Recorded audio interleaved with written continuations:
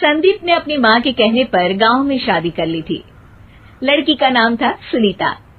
माँ का कहना था एकदम मॉडर्न बहू नहीं होनी चाहिए, लेकिन उन्हें नहीं पता था कि गांव से आने वाली बहू सुंदर सुशील तो होगी और उसको गांव से बाहर भी निकाल लाएंगे, लेकिन उसके अंदर का गांव कैसे बाहर निकलेगा।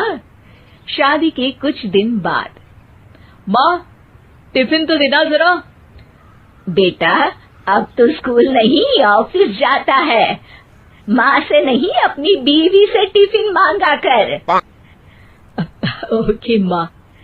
सुनीता टिफिन ले आओ। एक किलो टिफिन, इसके अंदर पिस्ता डाल दिया है। पिस्ता? पिस्ता क्यों? सास जी ने बोला था ना कि आपको पिस्ता बहुत पसंद है। ओहो, मैंने पिस्ता नहीं पास्ता बोला था, पास्ता। पास्ता? कहीं होता है पास्ता? अरे बेटी तू रहने दे, मैं बना दूंगी। अच्छा किया कि पाव भाजी बनाने का नहीं बोला, वरना किसी के पाव बना देती है। सुनीता को बुरा लगता है, लेकिन उसकी नादान हरकतें कम नहीं होती। ऐसे ही एक दिन, अरे तुमने ये क्या लगाया है? अरे आप वो फूस फूस करके लगाते हैं ना, वही। डियो? का दियो? किसको दियो? अरे वही ना जिससे खुशबू आती है। हाँ हाँ सही पकड़े हैं। अच्छा लेकर तो आना। कौन सा डियो लगाया तुमने? अभी लेकर आते हैं जी। संदीप की बात मानकर सुनीता अंदर से खुशबू वाला फुसफुस लेकर आती है। ओएमजी! ओएमजी मतलब ओ माय गणेश ना। अरे ओएमजी छोड़ो, ये खुशबू वाला फुसफुस की बात कर रही थी तुम? हाँ इसी की, फिर से सही पकड़े हैं। अरे देवी, लेकिन आप सही नहीं पकड़े हैं, ये डियो नहीं है। डियो नहीं है तो क्या लियो है? अरे ये रूम फ्रेशनर है, जिसको कमरे में छिड़कते हैं, खुद पर नहीं।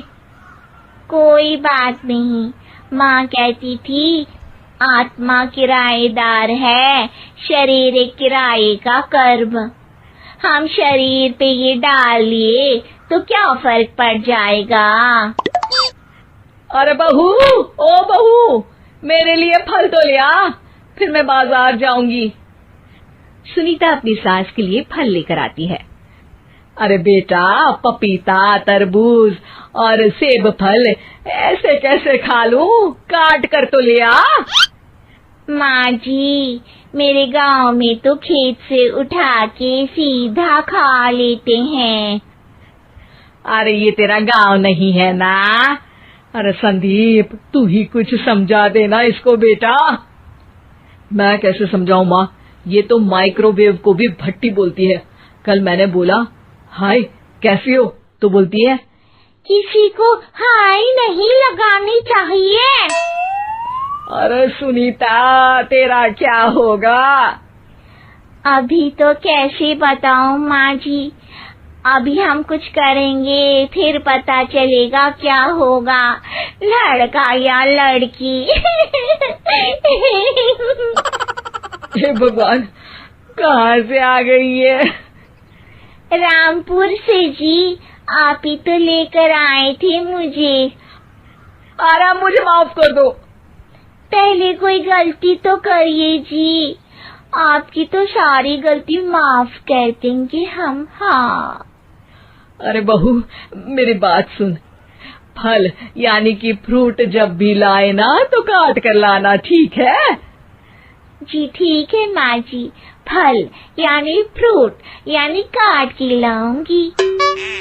सुनीता रोज ही कोई ऐसी हरकत कर देती जिसकी वजह से उसे घर में दो बातें सुननी पड़ती।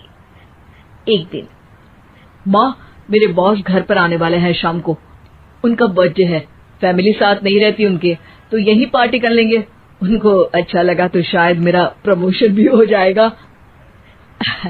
मैं ना फ्रूट केक लाकर फ्रिज में रख दूंगी और तेरे साथ आज खाना मैं बनाऊंगी, ताकि जब साहब आए तो खाने में कोई गड़बड़ ना हो। शाम को जब सारी तैयारियां हो जाती है, संदीप के साथ बड़े साहब भी घर आते हैं। फ्रूट केक तो ले आना बहू, फिर खाना खाएंगे। अरे इस सब की क्या जरूरत थी, आपने बुलाया वही काफी है। सर, आपका परिवार शहर में नहीं है तो हम ही आपके परिवार जैसे हैं सर। इतने में ही सुनीता फ्रूट केक लेकर आती है और बड़े साहब की टेबल पर रख देती है, और जैसे ही केक के ऊपर का बॉक्स हटाती है, ओह, ये क्या है? केक तो कटा हुआ है। मैं तो ऐसा नहीं लाई थी। आप मुझे शाबाशी दे सकती है माँ जी, मैंने ही केक काट दिया। आपने कहा था ना, फल यानी फ्रूट यानी हमेशा काट के लाना, तो फ्रूट केक भी तो फ्रूट ही है ना, तो मैंने पहले ही काट लिया। हूँ ना मैं समझदार। अरे बहू, ये क्या किया? केक हमेशा वही काटता है जिसका जन्मदिन होता है। तुझे एक बात भी समझ नहीं आती, एक नंबर की बेवकूफ है। पूरा माहौल बिगड़ चुका था। संदीप को लगने लगा था कि साहब उसे प्रमोशन तो दूर की बात है, कहीं डिमोशन ना दे दे, लेकिन साहब बीच में ही बोल पड़ते हैं। अरे कोई बात नहीं, ये इनकी बेवकूफी नहीं है, इनका भोलापन है। बेटा आप कहाँ से हो? रामपुर गांव से। अरे वाह, गांव से? फिर तो आपके गांव में ताजे फल और सब्जियां मिलते होंगे। हाँ, सही पकड़े हैं। हम तो काटते भी नहीं, सीधा खा लेते हैं। मैं ना एक बार तुम्हारे गांव घूमने जरूर चलूंगा। क्यों संदीप, ले चलोगे ना? मुझे गांव घूमना बहुत पसंद है। बस फिर क्या था, संदीप और सास दोनों खुश हो गए, क्योंकि साहब को सुनीता ने गांव की बात करके खुश कर दिया था। अब संदीप का प्रमोशन पक्का था। शिक्षा, कभी भी किसी भी गलती पर घबराना नहीं चाहिए।